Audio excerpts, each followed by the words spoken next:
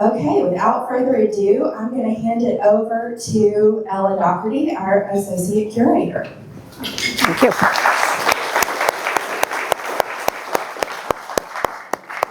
Hi, friends. How are you?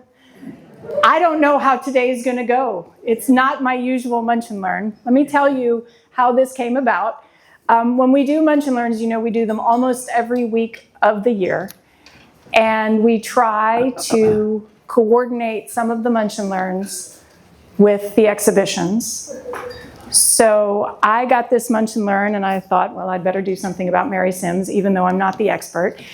But what was happening, so this has been 2 years in the making, and what was happening was every few weeks, someone would say, I have a Mary Sims. Would you like to see it? And oftentimes they would send me a picture. And so I would sometimes ask, could I put that in a PowerPoint? So the whole title of the original talk, More Mary Sims, was like, here are Mary Sims images that are not in the show. So you could see more of them. Somewhere along the line, we had a brilliant idea that perhaps it would be nice to have someone who knew Mary Sims well come and talk. And we said, how about the wizard? How about Rodgers Menzies? And Rodgers has been so generous to us and so kind, and he said he would like to talk, although he says he's nervous, but I don't believe it. So what I've done is I've put my original PowerPoint that I made sort of on a timer, and it's just going to go. And really what you're going to be here doing today is listening to Rodgers. I'm going to ask a few questions to kick us off. I imagine some of you in the audience know Rodgers, knew Mary, might have questions, might have memories. So we have a mic that can walk around. Is it on? And we have some special theatrical surprises for you, which seems very Mary Sims. So I'm looking forward to this. We're just getting set up, so I'm going to just patter for a minute. How many of you have seen the show? How many of you have not seen the show? Okay, how many of you knew Mary Sims personally? Awesome. How many of you know nothing about Mary Sims? Wow, okay. So you will learn a lot more if you come to Marina Pacini's talk on the 3rd. Marina's here. Thank you for being here. So Mary Sims, just a tiny background, and you can hop in, Roger, and correct me. But Mary is thought of as a Memphis artist. She spent a lot of her career in Memphis, had a lot of patrons in Memphis, also lived for a long time and worked in Eureka Springs, Arkansas. Her father was Lydell Sims, who wrote for the Commercial Appeal. I see lots of nodding. That usually produces lots of nodding. She was involved in many artistic circles in Memphis. Early paintings in the show are often portraits, though not all. And then lots of flower paintings, monkeys, and other animals later on. So if you haven't seen the show and you don't know anything about her, after this, go see it, get a catalog, learn more. But are you ready, Rodgers? I'm ready. Okay, I'm going to get out of the limelight here. So would you just tell us how you knew Mary, how you met her? Well, I met Mary in 1960, 69, I think. And as you may know, she started out here as the daughter of Lydell Sims, and I'm sure she was always a free spirit because she couldn't have gotten where she is without a good start. About 1958, she went off to the State University of Iowa and studied printmaking out there. Later on, she went to Tulane and did some study down there. She moved here to Memphis and met having met Ted Radakovic, who was a Hungarian dancer And Mary was working here. Ted was doing something with Front Street Theater in the putting together dance routines for a show. They fell in love and married. It was not the most ideal marriage in the world. Ted was Hungarian and a difficult person, I think. And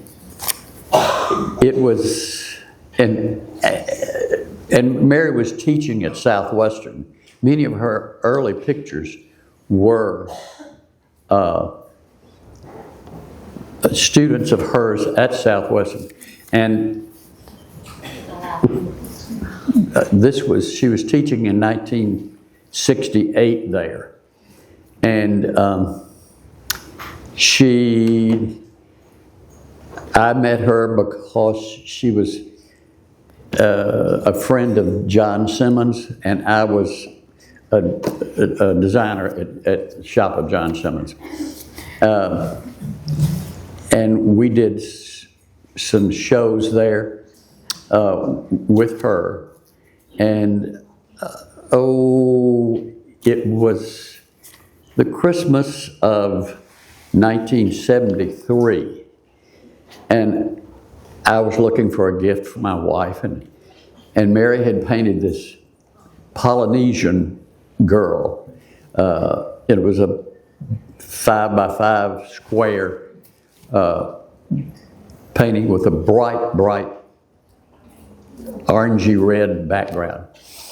So I thought that was perfect. So took it home, and we lived out there on Marianne Drive, and I thought, well, I've got to do something special for this. I put up some Mylar wallpaper, which was hot back in that time. And so one end of the room was this silver paper with orangey squares and white squares. Thought it was just the coolest thing. And so the Polynesian girl sat there. She followed us around in every house we lived in, and my granddaughter currently has that. It's a memorable picture. But I paid her $400 for an 5-foot square painting. $400. She used that $400 for a navy blue, shiny vinyl raincoat for her husband. It had a big chrome buckle on it, about 4 inches square, and I'm sure he thought he was the coolest thing that ever walked. About 3 months after that, he danced out of her life and never reappeared. He just didn't disappear, but he disappeared out of her life. And soon thereafter, she met Bill Earnshaw, and they married and lived in several places around town. But they were living on Tucker, right down in front of the Parkview Hotel, when I bought this painting. And I went up there to purchase it, and she was doing a portrait of Ted and of Kay and Roy dance. Now, Kay had 40 to Love, if you all remember that, the tennis shop, and they were both of them were big into tennis. The painting was so tall. Now, this was an old house on Tucker, so the ceilings were fairly tall anyway. Colors are so bizarre. She had just knocked a hole in the ceiling so that she could stand the portrait up and paint it. It never occurred to her that wasn't the thing to do. Why do you think the color is so off? And so she did that. Now, a little aside to that painting. Now, Roy was sitting in the umpire chair, and Kay was leaning up against the tall umpire chair. They later got a divorce. They sawed it in half. And I don't know if any of you all remember Jane Allen and Joe Pless. They were friends of a lot of people that were attracted to Mary. And she did a portrait of them on a seesaw with Jane Allen up here and Joe down here. They got a divorce. Another slice right down the middle. Never heard of such thing, but that's all the truth. I mean, I'm not putting any thing. I'm not exaggerating anything. Now, she and Francis Cianciola became great friends. And Francis was working for John Simmons in the Sycamore at Overton Square. And that's when we all became so tight, because Sycamore was one of the avant-garde places to show art. That and Great Expectations. The Great Expectations was down on Madison too. And we just had a terrific time. Now, Bill and Mary married in '74. And also in '74, John Simmons opened a gift shop on the sunny side of Sutter in San Francisco. And we had a big opening, and the Hollywood stars sort of found John, and through John, and he arranged for Mary to meet them. And she did portraits of Mary Tyler Moore, and she did Andy Williams' wife and family, and several others out there.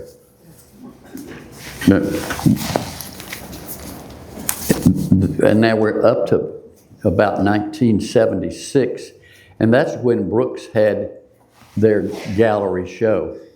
And the portraits there are several in the show that were in that show.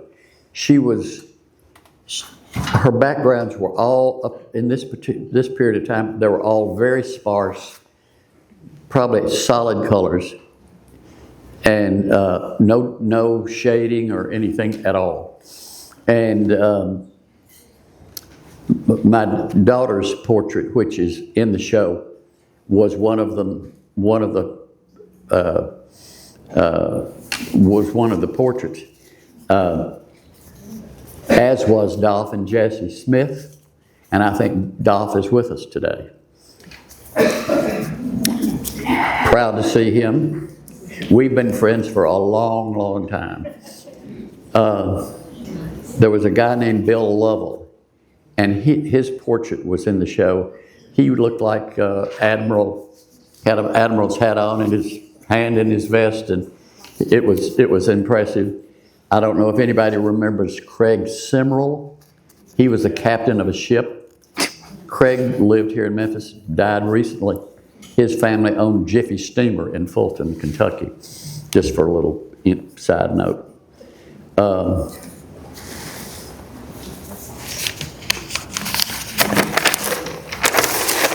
Then we're moving right on to 1970,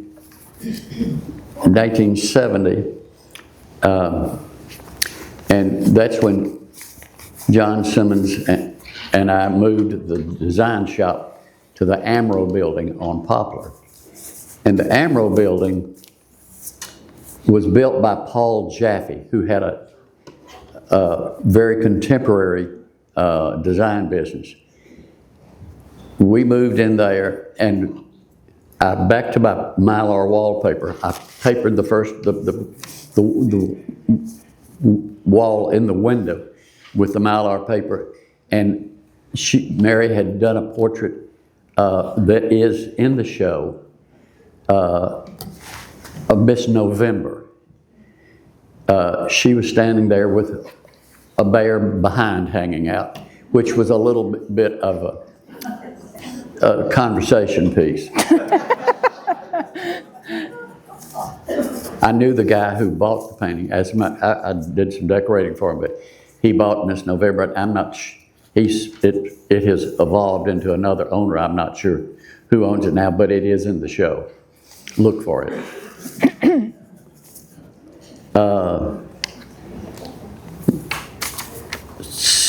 1973. Well, I can't remember very much about that, but for Christmas, she gave me these. They are Polish tap shoes. She painted them, glittered them, and the taps are pennies. They glued pennies to the shoe. And they are Polish, her name for it, Polish tap shoes. Green shoelaces. They were my Christmas present. And there's a few sequins. Do you still wear them? I never put them on.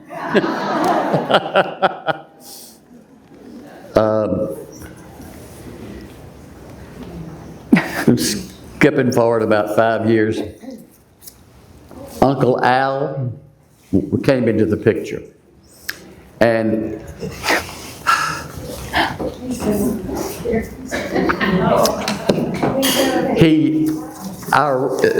the postman rang the doorbell, and I went to the door to a large package that was about that thick, about 6 feet tall, and about 3 feet wide.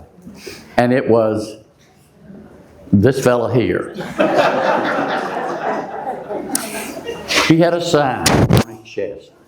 It said, "Dear Roger." She loved to misspell my name. I don't think she ever spelled it right, and she just thought it was the cutest thing she'd ever done. And now Uncle Al needs to be in full view. So my son-in-law Jeff is getting him up here where he belongs. You all have to come look at him at some point. She sculpted that face with painter's canvas, the bulging eyes, eyebrows, the mustache, a red, big lips, and look at the hands. She painted, they were white gloves. She painted the fingernails, all the knuckle lines, and had a huge ring, which is not their original ring. It's gotten lost. But this was a 1978, so this guy's been around. He had quite a career. That Christmas that she sent, a friend of mine and I, along with our wives, were going to a party at Mary George Begg's. And Mary George lived in an apartment unit down near where the old library is, not the library on Peabody used to be, and it had an atrium, and she lived upstairs. Well, the people, as they were coming in, they were all kind of gathering in the atrium, and Richard and I went in, and I had one arm over one shoulder, and Richard had an arm over his shoulder, and we were carrying him in. Everybody thought it was a well-known individual, which I will not name, and that he was drunk.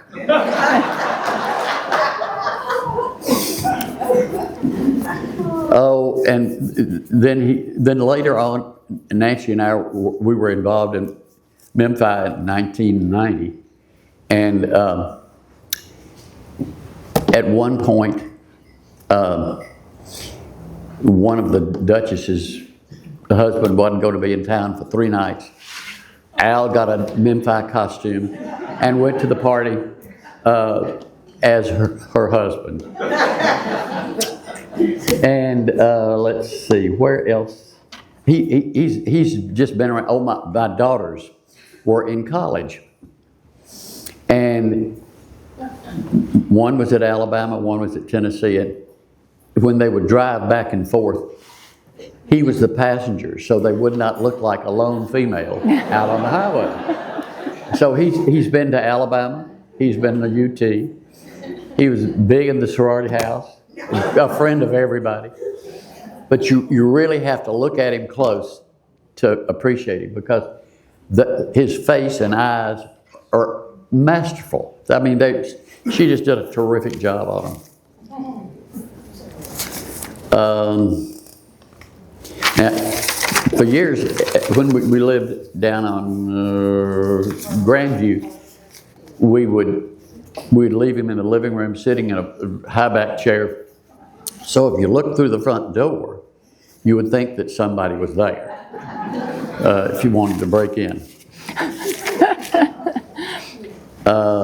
And let's see, next. She did a show in 1976. I'm not sure, I don't think this piece is in the show, because she had just been to Mexico, and it was kind of her Mexican series. She did one, it was called The Virgin of Guadalupe, which now is at St. Mary's School. I'm sure somebody It is in the show. What? It is in the show. It is in the show. It is from St. Mary's. And then she also did, let's see, there was one of, The Blue Cat. I think that's in the show, isn't it? It is. And that is Janet Pryor, Downing Pryor's wife. That came from that period, not from Mexico, but it was of that period and in that show. Now, you all passed the sign out front with Merlin by the gate. That's my portrait. And Mary said that when she first said she wanted to do my portrait, she wanted to do me on roller skates. I had just broken my ankle on roller skates, so that didn't appeal to me at all. But she, honest to God, got me dressed up in that outfit and told me to meet her. We got that outfit together and told me to meet her on a Sunday morning about 9 o'clock in front of Kenneth Kimbrough's design shop, which was the old Hill Mansion. And the line that's in the picture is currently one of the pair of lines at Brooks.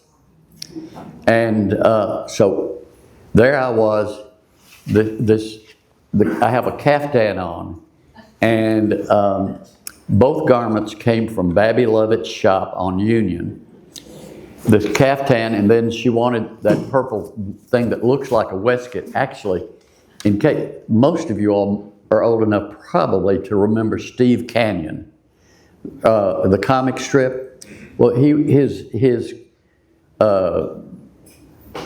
counterpart was the Dragon Lady. He was always after the Dragon Lady. And, you know, they wore the high neck dresses and the very sculptured bosom dresses. That's what that is. But it's all, the bosom part's all tucked under my arm. So there I'm standing, and I had the Sunday newspaper rolled up like a ice cream cone on my head. That's what that is. And so Mary took the picture, which has been rolling. I've seen it rolling around up here right where we started. This was hanging by her easel all of her life. That's how special she was to me, and I to her. And it was also in 78 or 79 that I introduced her to a client of mine in Pine Bluff. And he had a partner. They had mirror image offices. And so the guy that I did the first work for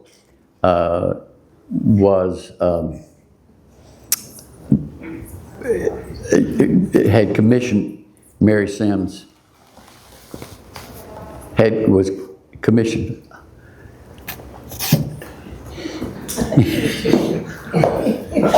Does she think I need? I think I do. Think I need a little watering down. Thank you so much.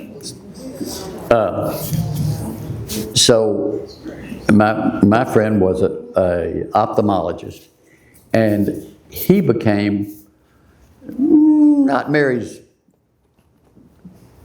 primary client, but he had 4 or 5, 6 Mary Sims, and his partner was very jealous of this.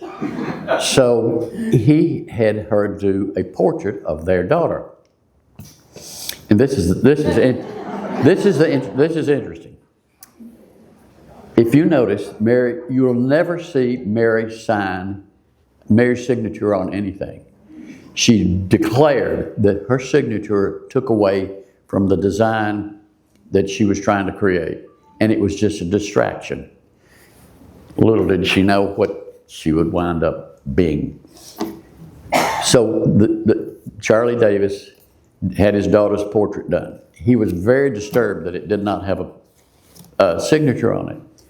And he worried Mary and worried Mary. Finally, she went back over there, back to Pine Bluff, and she said, okay, I'll sign the portrait. Well, she got out her the little colored pens, laid them all out on the table.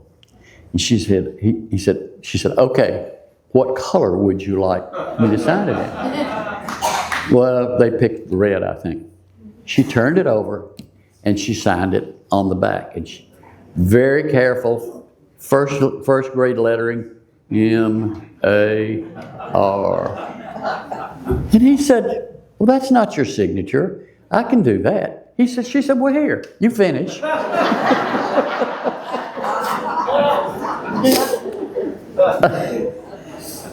Oh my goodness, it was.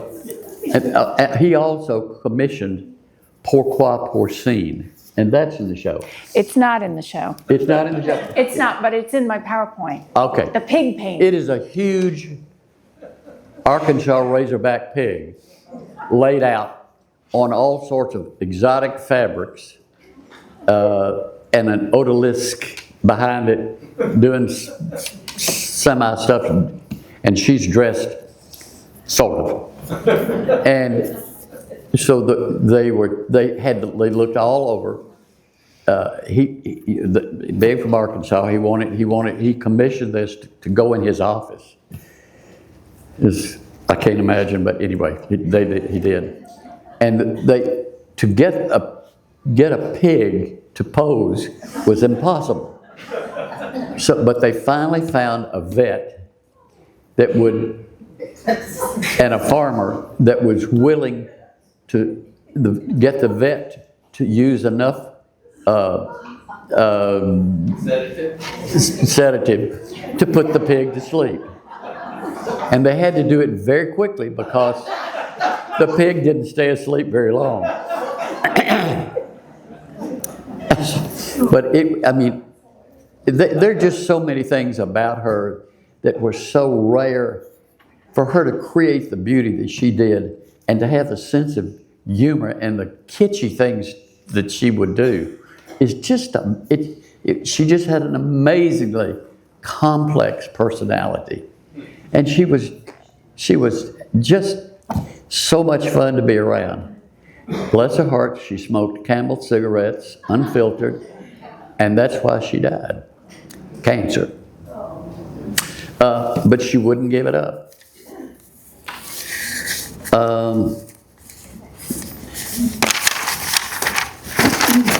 Let's see, what else here? I've tried to get this in sort of chronological order as to the way these paintings were done and the different periods she was going through.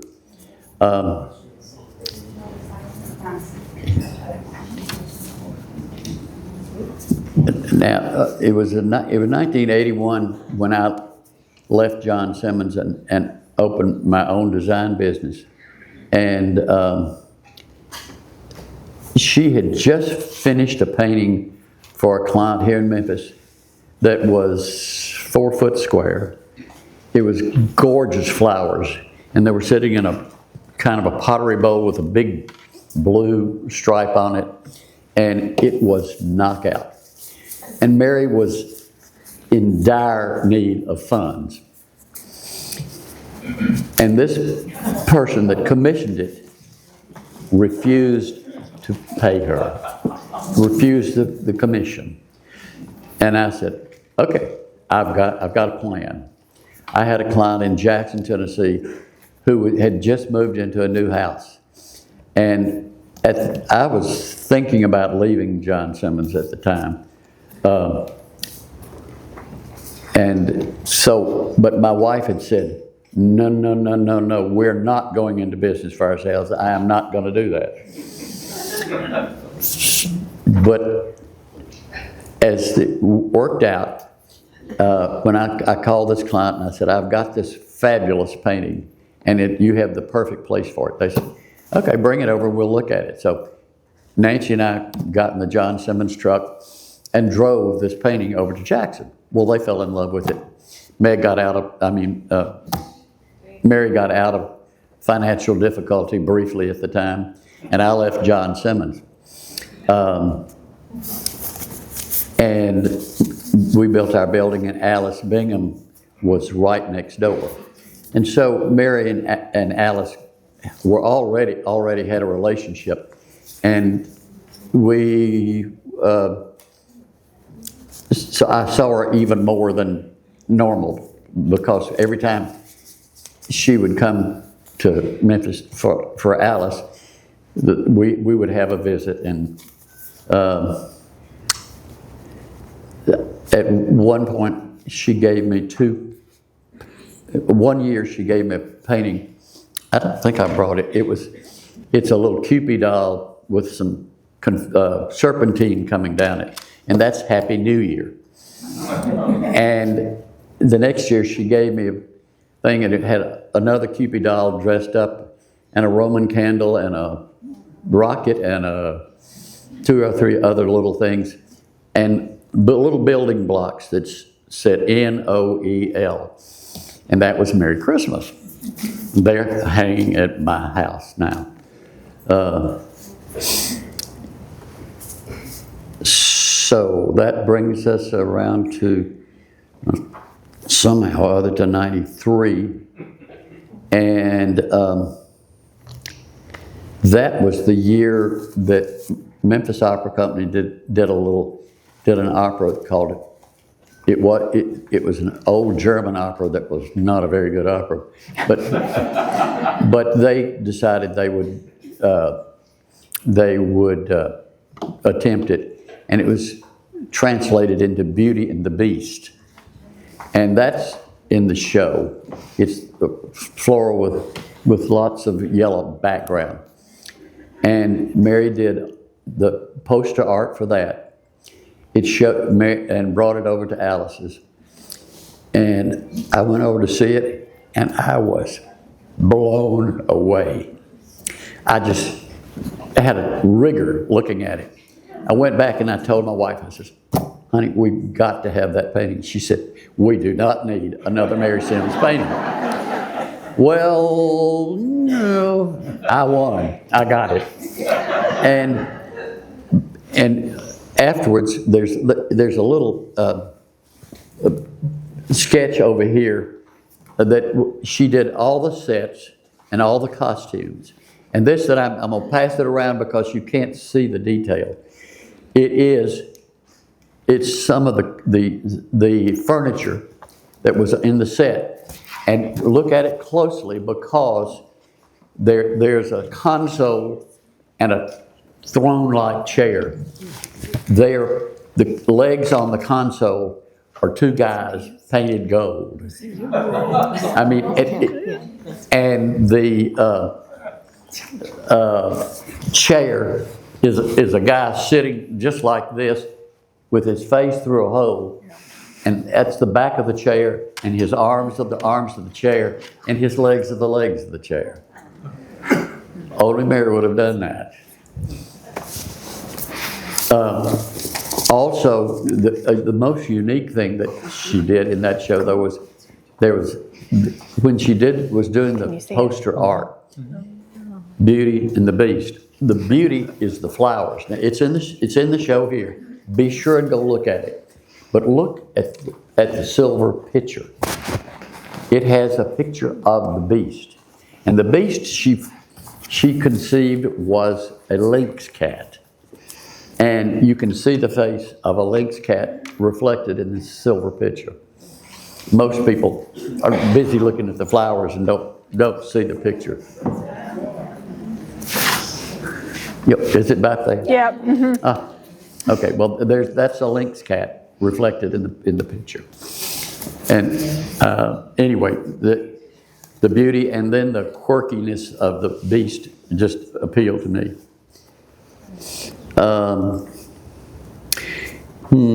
Next I've got here Emma's wedding. Now Emma was Mary's daughter, and they married in Eureka Springs. Nancy and I went along with Francis and Frank Ciancio, because Francis was absolutely Mary's very best girlfriend. And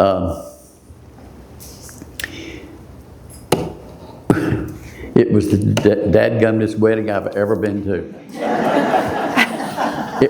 It was a sweet little, tiny little church. And we got there kind of late, and there's an entrance here. We were sitting in chairs on the back row, and then the party came in front of us and went down the aisle to the altar. It started with the program, and the first thing it said was entry of the Veil Wrangler. And I looked up, and there was this guy coming in with a bundle of French tulle, and he was just undoing it down the aisle, and turned and went down to the altar. Well, then comes the flower girls, I think, and they scattered rose petals on top of the tulle. And from then on, everybody walked on the tulle. But I have down here a picture of one of the bridesmaids. And it's the dog. Her name is Fancy. Yeah, David Lusk was Fancy's leader, and David brought the dog in on a leash, and there was more than one dog, but that's Fancy. Now the other one down here was much earlier than that. I don't know what year I got that, but that was her dog Doris, and Doris is dressed like Henry VIII, and she declared that Doris was Eureka Springs' first cross-dresser.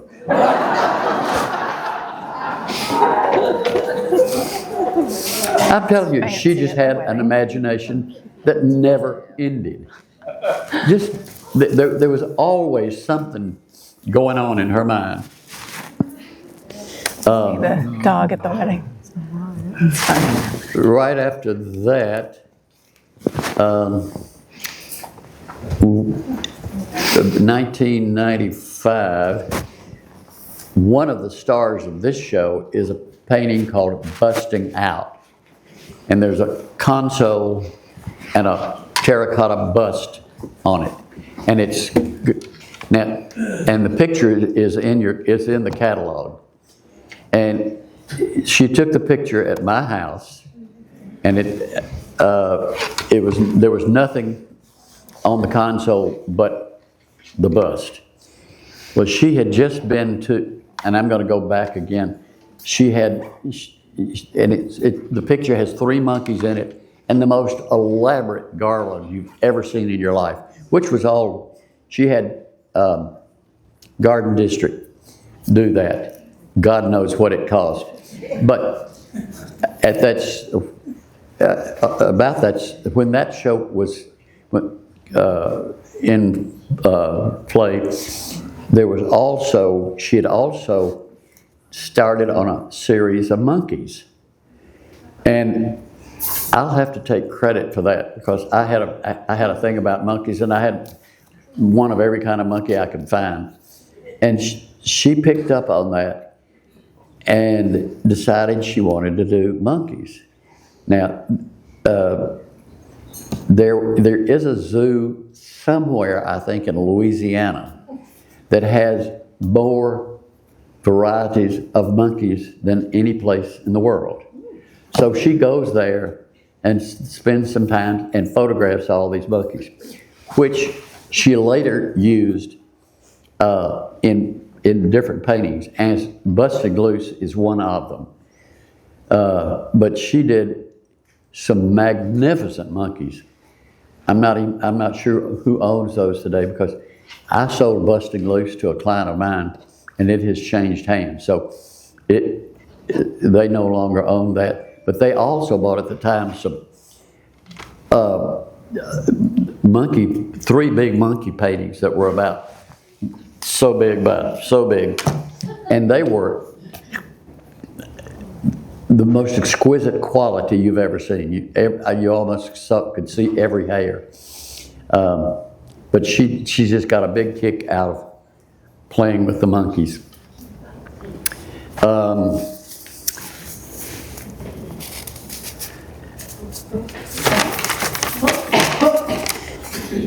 I hope you all are looking at these things because most of the things, the detail in these little paintings are amazing.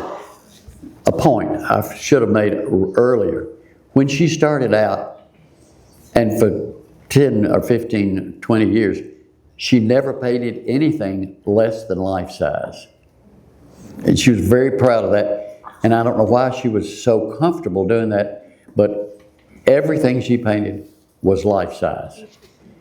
And she did some little things like this later on, and they are so dear. There is one here that you must look at. It was the last painting she had pulled together some money and went to England for a short trip. And she took a picture, and it's down here, and they're going to pass it around, but really look at it. It's a window box and a window, and there's some lace curtains hanging in the window that almost had to have been painted with a 2-hair brush. That one. It's the detail. That one, Kristen. That's it. Yes. I mean, the curtains in that painting are they are so detailed, and that was pretty close to the end of her career. But she did that, and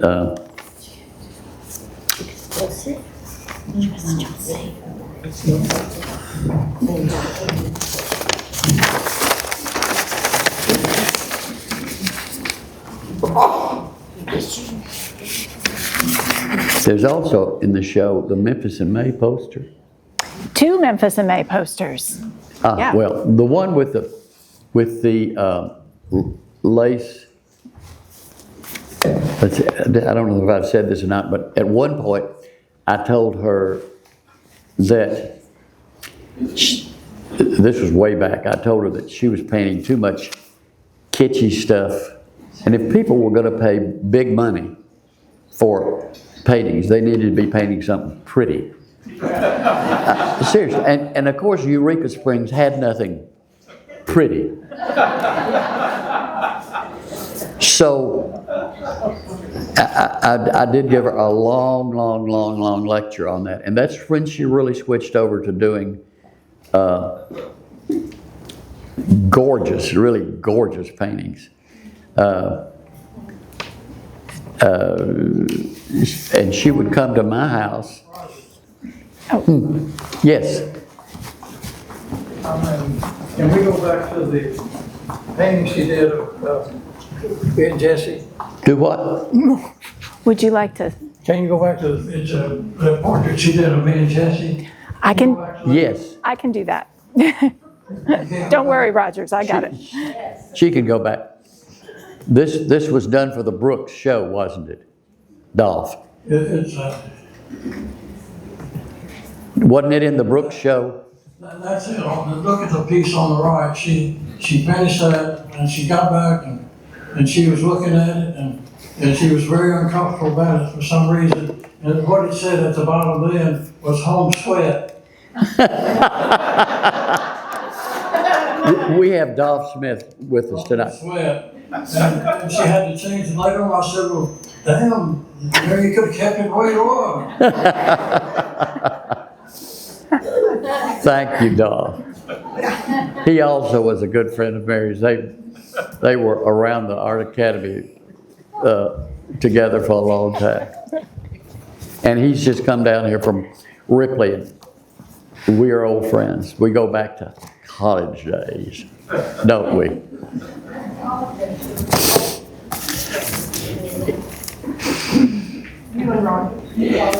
Now, we're up to 2002, and my 70th birthday,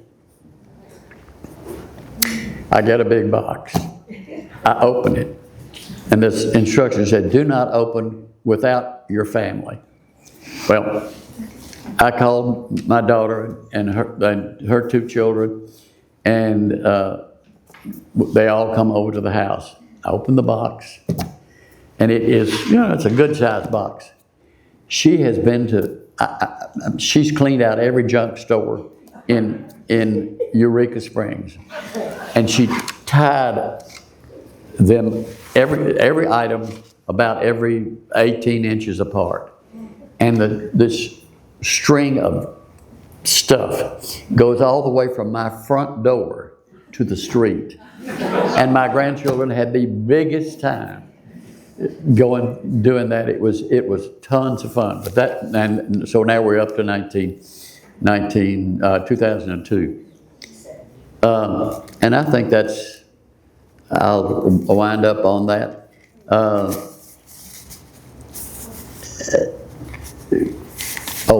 No. The one, I hope I can say this.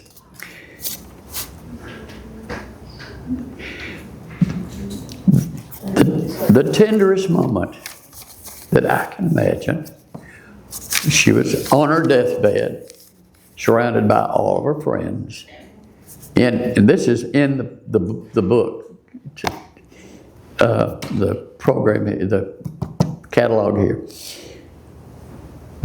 She was dying, and she arranged to have a box of rockets. And all of her friends gathered around her as she was dying.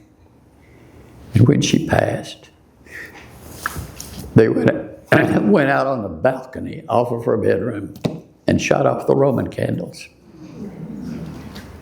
And she went out like a blaze. And I think that's about all I've got to say. Yeah. Thank you. Thank you.